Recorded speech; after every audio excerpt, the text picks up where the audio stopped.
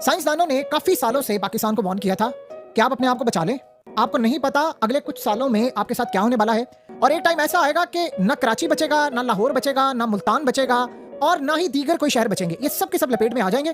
तो बेहतर ये है कि आप अभी से तैयारी कर लें। अब ये सूरत हाल है कि तकरीबन 2007-8 के बाद से साइंसदान वार्न कर रहे थे कि पाकिस्तान में जो सैलाब की लहरें आएंगी फिर वो पूरे के पूरे शहरों को रौंद डालेंगी, क्योंकि उन्होंने कहा था कि 7,000 के करीब ग्लेशियर्स पिघल रहे हैं और इतनी बुरी तरह पिघल रहे हैं जिसका आप अंदाजा नहीं कर सकते। अब साइंसदान, इस वक्त आप इंटरनेशनल मीडिया उठाएं तो आप हैरान होंगे कि पाकिस्तान में जो सैलाब आया है ये सैलाब नहीं है, ये वो तबाही है जो नहीं रुकने वाली। और अगर कोई ये समझ रहा है कि इस वक्त गिलगित बल्तिस्तान, चित्राल, सवात, सवाबी और पिशावर, ये आप देखेंगे कि उसके बाद ये कराची लपेट में आने वाला है, लाहौर लपेट में आएगा, गुजरावाला भी आएगा, मुल्तान आएगा, ये तमाम के तमाम शहर आने वाले हैं और हमें अंदाजा नहीं हमारे साथ होने क्या जा रहा है। देखिए, तारीख में पहली मर्तबा पाकिस्तान में ऐसी सूरत हाल हुई है कि पूरे के पूरे गांव उजड़ गए हैं। यानी आप इमेजिन कीजिए कि कई जगह ऐसी थी कि लोग जिन जमीन पर खड़े थे वो कह रहे हैं ये जमीन नहीं है, ये किसी के घर थे, सारे के सारे बैग। हमने सारे वो मनाजिर देखे, ना दुकानें बची, ना काम बचा, ना कुछ बचा। लेकिन जो सूरत हाल होने वाली है वो ग्लेशियर्स इतनी तेजी से पिघल रहे हैं, इतनी तेजी से पिघल रहे हैं कि अगले साल ये जो बारिशें हैं ये अनसीजनल है। अब जो बारिशें होंगी अगले साल और चंद महीनों के बाद वो इससे ज्यादा होंगी, उसके बाद उससे ज्यादा।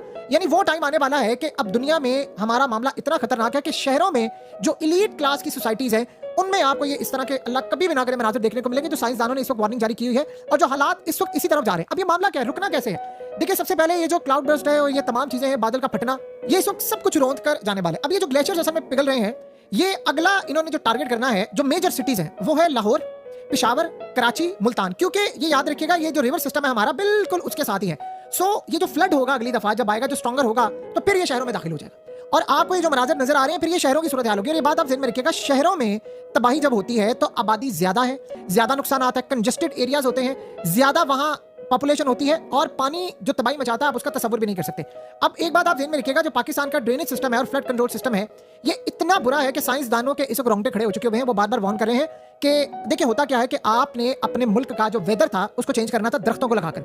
अब हमारे लिए मसला ये हुआ, अब आप देखें कि हमने कैसे किया। यहाँ पर इलीट क्लास ने काम ये किया कि दरख्तों को काटा, सोसाइटीज, ये वो दुनिया में होता ही है कि नए शहर आबाद किए जाते हैं और सड़कें खुली होती हैं, दरख्त बिल्कुल बैलेंस किया जाता है। हमारे यहाँ हुआ ये कि बड़े बड़े शहरों में सारे लोग आगे, नए शहर हमने आबाद नहीं किए। और अब हुआ ये कि जब आप दरख्त काटते हैं तो मौसम की हो जाती है बहुत ज्यादा शिद्दत। मौसम की जब शिद्दत होती है तो उसके बाद आप पूरी तरह इमेजिन करें वो जो ग्लेशियर्स थे वो कई लाखों साल से यहाँ पर पड़े थे, अब वो बुरी तरह पिघलना शुरू हो गए।